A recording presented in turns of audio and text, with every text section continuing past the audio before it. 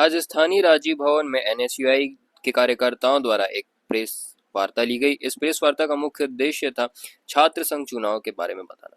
दरअसल एनएसयूआई का यह आरोप है कि लगातार विगत 10 वर्षों से छात्र संघ चुनाव नहीं हुए हैं। प्रदेश के विश्वविद्यालय और महाविद्यालय में लंबे समय से छात्र संघ चुनाव नहीं कराए जाने के कारण छात्रों के लोकतांत्रिक अधिकारों का हनन हो रहा है। यह छात्रों की आवाज को दबाने का प्रयास है। एनएसयूआई इसका विरोध करती है और एनएसयूआई जल्द से जल्द इस पर कार्रवाई चाहती है, अन्यथा एनएसयूआई आंदोलन करेगी। आगे छात्र संघ चुनाव के बारे में एनएसयूआई के जिला अध्यक्ष राजा दिवांगन ने बताया कि छात्र संघ चुनाव असल में इसलिए भी जरूरी है क्योंकि यह कॉलेज एवं विश्वविद्यालय में पारदर्शिता लाता है, साथ ही साथ में छात्रों की समस्याओं को प्रशासन तक प्रभावी एवं लोकतांत्रिक ढंग से पहुंचाने का माध्यम बनता है। छात्रों द्वारा चुने गए जनप्रतिनिधि छात्रों के लिए हित में कार्य करते हैं और नेतृत्व क्षमता एवं साथ साथ में जिम्मेदारी का विकास भी इससे होता है। वहीं छात्र जो कि अभी अभी लोकतंत्र का बड़ा हिस्सा बनेंगे, वो लोकतंत्र की प्रक्रिया को समझ पाते हैं। चुनाव की प्रक्रिया जैसे जैसे होती है, वही कॉलेजों में इस प्रकार से छात्र संघ द्वारा चुनाव होना एक प्रकार से लोकतांत्रिक प्रक्रिया को वास्तव में दिखाता है, दर्शाता है कि आखिर देश में लोकतांत्रिक प्रक्रिया कैसे कार्य करती है। आगे छात्र संघ चुनाव के बारे में राजा देवांगन ने बताया कि इसे जल्द से जल्द जमीनी स्तर पर लागू करना चाहिए, अन्यथा एनएसयूआई इसका विरोध करते हुए विभिन्न प्रकार के आंदोलन करेगी, जिसकी रूपरेखा भी राजा देवांगन ने बताई है। देखिए रिपोर्ट। समिति इसके बीच में जो आपसी षड्यंत्र कूटनीति बोलो जैसा बोलो, सारे स्टूडेंट हर साल छात्र फीस बढ़ा दे रहे हैं।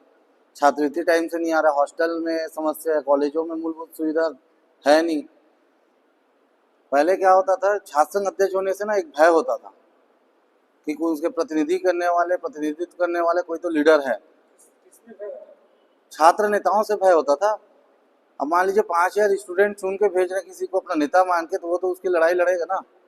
लास्ट टाइम हम जिले कोई एक कॉलेज नहीं है, चाहे अपने यहाँ का पीजी कॉलेज ले लो, चाहे नगरी का कॉलेज ले लो, हर शासकीय कॉलेज में फीस बढ़ा हुआ था। कहीं डबल हुआ था तो कहीं कुछ हुआ था, कहीं तो डबल से ज़्यादा भी हुआ था। हम लोग शुरू से डिमांड कर रहे थे। हम लोग सरकार है, एक साल तो सरकार आने के समझने में लग जाता है, समझने में चीज़ों को। फिर हम डिमांड चालू की, फिर कोविड आ गया, 2 साल कोविड में रह गया। उसके बाद भूपेश बघेल जी ने घोषणा किया था कि हम अगले वर्ष से चुनाव कराएंगे। फिर 2023 आपका इलेक्शन वाला टाइम हो गया, तो उस बीच में करा पाना संभव नहीं हुआ। 2024 से इलेक्शन हुए रहता। लेकिन भारतीय जनता पार्टी भयभीत है। उनको अभी इस बार ध्यान देना चाहिए कि छात्रों के हित में हम कैसे काम करें और छात्र संघ चुनाव कराना चाहिए। प्रतिनिधिमंडल नहीं मिल पा रहा है, जिसकी वजह से कॉलेज प्रशासन अपनी मनमानी कर रहे हैं। हर एक प्रदेश के हर एक कॉलेज में आप देखेंगे शिक्षक की कमी है ही है। सेकेंड बात, फीस बढ़ोतरी लगातार हो रहा है।